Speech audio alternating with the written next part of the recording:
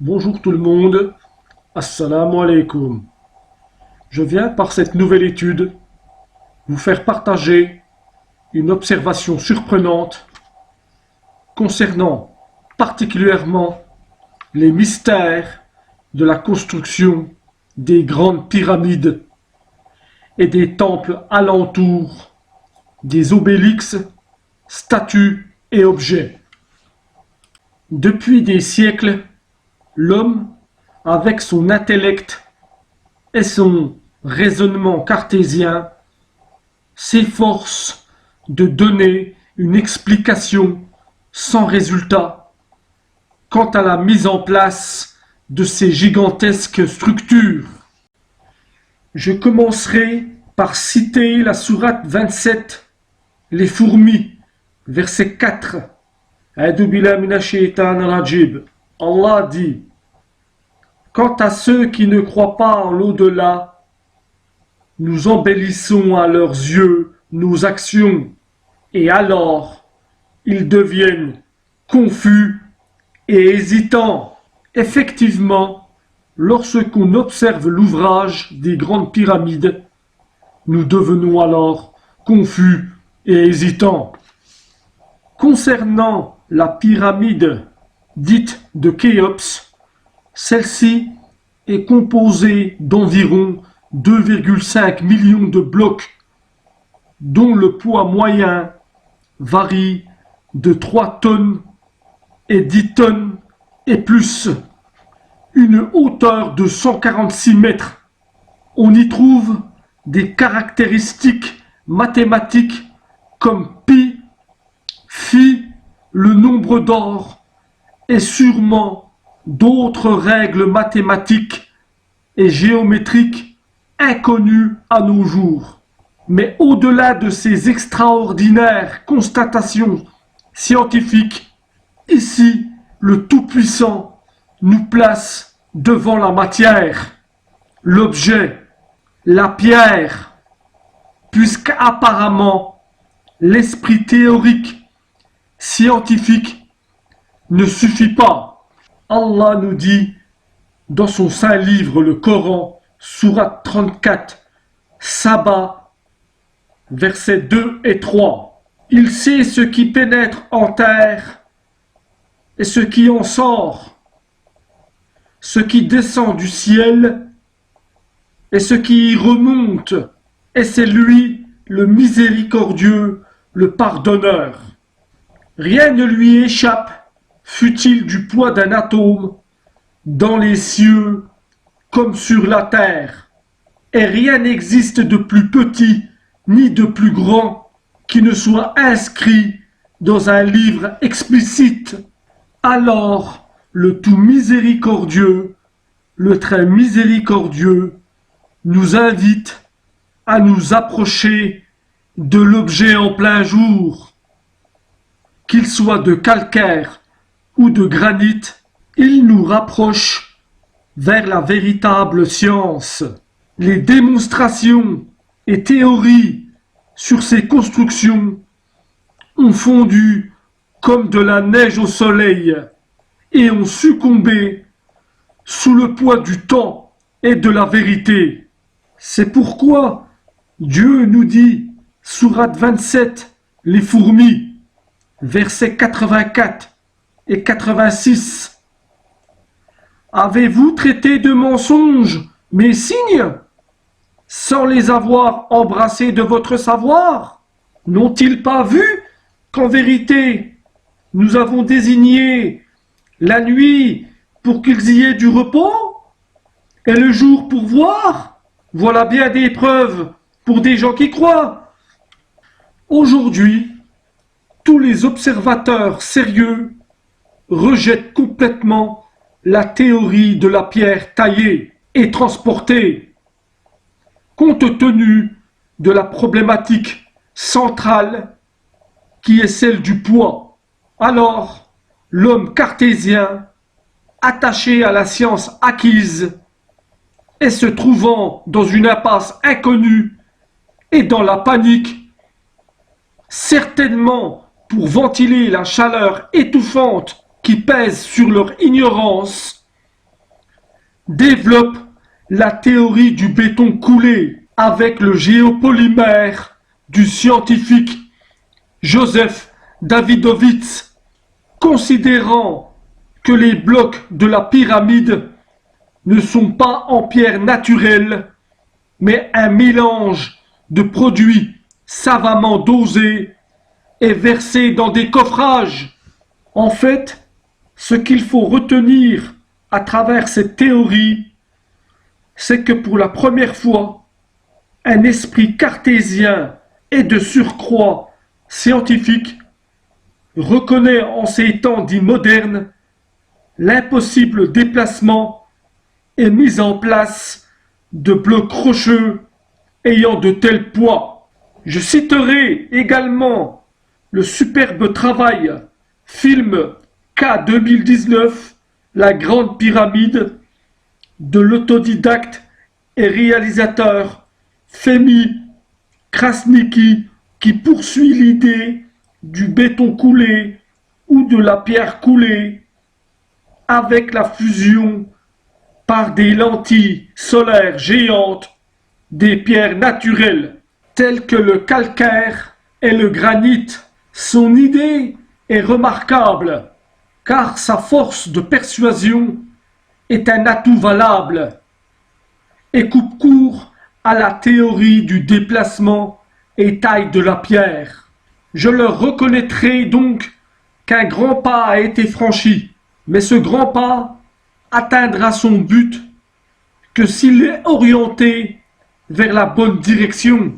Pour continuer sur l'incompréhension de ces constructions, on remarquera en plus de l'impossibilité de lever de telles masses la juxtaposition de ces blocs rocheux. Ils sont assemblés par toutes leurs faces et non pas posés les uns à côté des autres. Et il n'est pas possible d'insérer une lame de rasoir entre elles.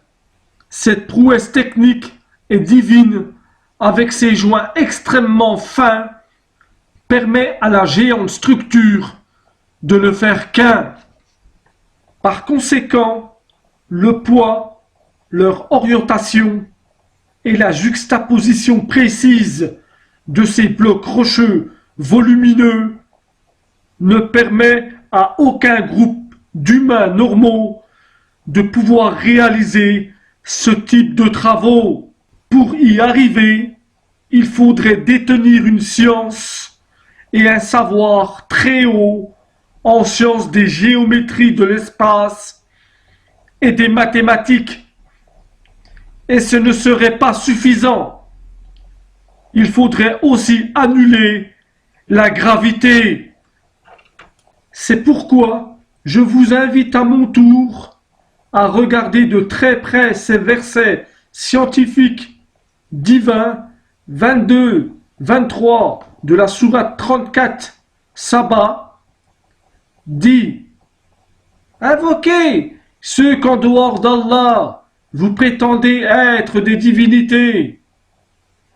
Ils ne possèdent même pas le poids d'un atome, ni dans les cieux, ni sur la terre. Ils n'ont jamais été associés à leur création, et il n'y a personne parmi eux pour le soutenir. Le pronom personnel d'objet direct est cet atome auquel Dieu n'a associé personne à sa création et n'associe personne pour le soutenir. Le Tout-Puissant nous montre qu'à lui seul appartient la matière et la gravité. Et Allah poursuit avec le verset 23 et dit: l'intercession auprès de lui ne profite qu'à celui en faveur duquel il la permet. Ici, j'informe les croyants qu'il y a une traduction fausse, non pas par la traduction de l'arabe en français, mais par le sens et la signification de ces deux versets 22 et 23 uniquement à cause de deux majuscules sur les pronoms personnels le et lui, et qui démontrent en même temps la méconnaissance de cette subtilité géante de ces savants traducteurs. Dans la compréhension de ces deux versets, le et le lui, ici, ne désignent pas Dieu, mais l'atome. Dieu dit, sourate 14, Abraham, et nous n'avons envoyé de messagers qu'avec la langue de son peuple, afin de les éclairer. Allah égare qui il veut et guide qui il veut. Et c'est lui, le Tout-Puissant, le Sage.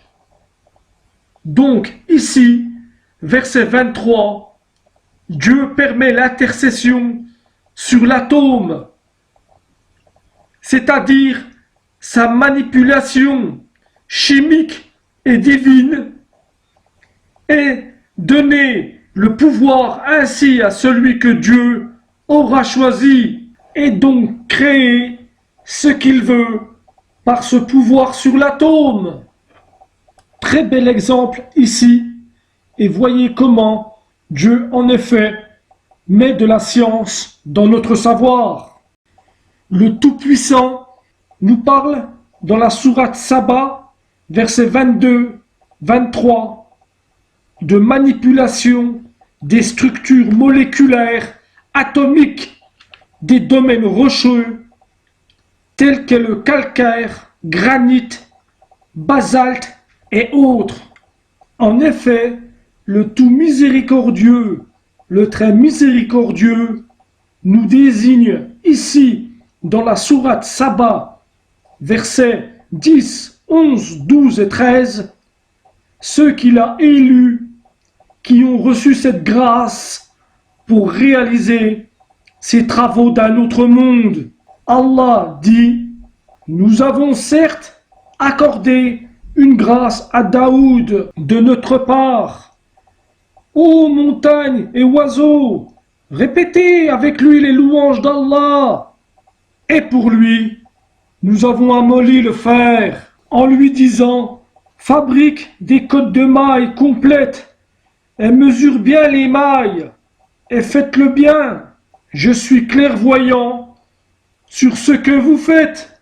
Et à Sulayman, nous avons assujetti le vent, dont le parcours du matin équivaut à 1 mois de marche, et le parcours du soir, 1 mois aussi. Et pour lui, nous avons fait couler la source de cuivre, et parmi les djinns, il y en a qui travaillaient sous ses ordres, par permission de son Seigneur. Quiconque d'entre eux, cependant, déviait de notre ordre, nous lui faisions goûter au châtiment de la fournaise. Ils exécutaient pour lui ce qu'ils voulaient, sanctuaires, statues, plateaux comme des bassins et marmites bien ancrées. Ô famille de Daoud, œuvrez par gratitude, alors qu'il y a peu de mes serviteurs qui sont reconnaissants. En effet, par ce verset 10, Dieu a assujetti les montagnes, donc les roches et les blocs rocheux, au prophète et roi David. Traduit par amolli le fer, comprend, signifie dans son interprétation le travail des blocs rocheux sans aucun effort, comme de la mousse ou du polystyrène. Amollir le fer. L'expression de Dieu veut dire annuler les propriétés physiques des roches les plus dures Ainsi, en regardant les définitions de la masse et du poids, il est dit: la masse d'un objet est la quantité de matière dans celui-ci, tandis que le poids est la force d'attraction qui agit sur l'objet. Daoud, par la grâce de Dieu, annule la force d'attraction des blocs rocheux et voire même leur donne l'ordre de s'assembler à son souhait et se fondre les uns contre les autres par crainte de Dieu et ne laisse apparaître qu'un joint extrêmement fin. Voilà pourquoi Dieu cite Sourate Saba, versets 22, 23. Il ne possède même pas le poids d'un atome, ni dans les cieux, ni sur la terre. Ils n'ont jamais été associés à leur création, et il n'a personne parmi eux pour le soutenir. L'intercession auprès de lui ne profite qu'à celui en faveur duquel il la permet. Ici, pour le soutenir, veut bien dire supprimer sa gravité, c'est-à-dire son poids en newton, car si sa masse est soutenue, les atomes qui constituent sa masse, c'est-à-dire la matière, sont soutenus, alors il n'y a plus de poids. Quant à la traduction par code de Maille, ce terme peut également être renvoyé au domaine de la chimie, où l'on utilise le terme de Maille pour l'assemblage de molécules. En ce qui concerne son fils Salomon, Sulayman alayhi salam, il hérita de son père Daoud, et de ses grâces. Dieu lui octroyait également des pouvoirs gigantesques, comme une armée de djinns qui travaillaient sous ses ordres pour construire, Sourate Saba, verset 13, des sanctuaires, des statues, des plateaux, des bassins et dans la traduction, des marmites bien ancrées. Également, dans la traduction, fait couler la source de cuivre. Sourate 21, les prophètes, verset 82, des diables plongeurs travaillaient pour Sulayman pour exécuter des travaux sous les eaux. Salomon a bénéficié, par la grâce de Dieu, des forces de la nature, comme la maîtrise du vent, par laquelle il pouvait se déplacer dans les airs et sur tous les endroits de la planète, afin de réaliser des travaux gigantesques en l'honneur du Dieu unique.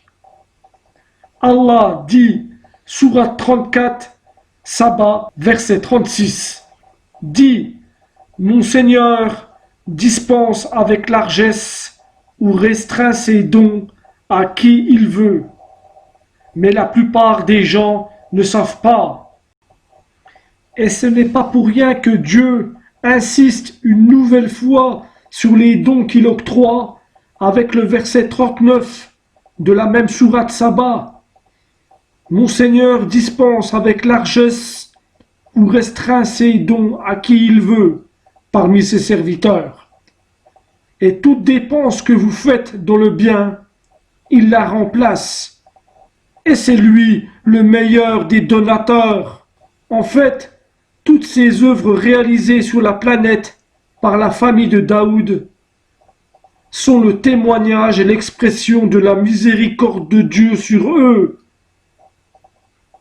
Allah les a hautement favorisés par sa grâce et ses dons. Et vous savez pour quelle raison? Parce que David et Salomon ont jugé justement l'histoire de moutons qui étaient allés paître la nuit dans un champ cultivé. Sourate 21, les prophètes, verset 78. On voit donc ici que le caractère juste d'une personne avec un grand J, c'est-à-dire d'être croyant au Dieu unique et sans rien lui associer, rendre un jugement le plus juste et dans le sens miséricordieux. Voilà le message que Dieu nous enseigne. Et regardez comment Dieu nous révèle ce que vous ne savez pas.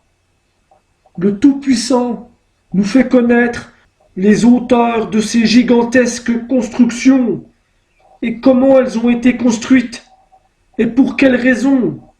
Allah dit, sourate 27, les fourmis, versets 65 et 66, dit, nul de ceux qui sont dans les cieux et sur la terre ne connaît l'inconnaissable à part Allah, et ils ne savent pas quand ils seront ressuscités. Mais leur science, acquise, entre parenthèses, se sont rejointes au sujet de l'autre monde.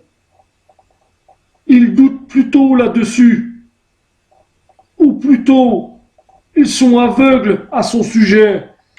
Voyons donc maintenant quelques exemples des constructions qui illustrent non pas mon étude, mais l'étude de Dieu. Les grandes pyramides d'Égypte et tous les temples, les statues, le Sérapéum avec ses 24 sarcophages, dont certains avoisinent les 100 tonnes, les obélix avec leurs centaines de tonnes, les temples mayas, le Machu Picchu, Ollantaytambo et ses murs cyclopéens, les gigantesques pyramides du Mexique, Teotihuacan, les statues géantes de l'île de Pâques, Petra en Jordanie, les temples de Baalbek et toutes les autres structures mégalithiques, pour ne citer que les plus connues, sont l'œuvre par la grâce de Dieu de la famille de David et Salomon, alayhi salam. Pour se concentrer sur les grandes pyramides et ses temples, j'en déduis que la civilisation dite égyptienne est un calque et une usurpation d'identité quant à la vraie signification de ces pyramides et de ces temples. Observez bien les temples de Karnak, de Luxor et les autres. Posez-vous les bonnes questions. Comment des sites aussi gigantesques, des temples aussi monumentaux ont fini par être des sites touristiques pour les tours opérateurs? Pourquoi les études archéologiques ne sont dirigées par aucun pays africain alors que l'Égypte se trouve en Afrique? Car elle est en fait la véritable histoire des Africains et surtout celle des enfants d'Israël. Les temples étaient certainement à l'origine des sanctuaires militaires et religieux ayant pour fonction de mettre à l'abri des envahisseurs les peuples faibles et surtout les enfants d'Israël. Voilà où se trouve le véritable temple du prophète et roi Salomon. Dans le sens des paroles de Dieu, voilà comment Satan a rendu véridique sa conjecture à l'humanité. Allahumma salli ala Muhammad wa ali Muhammad.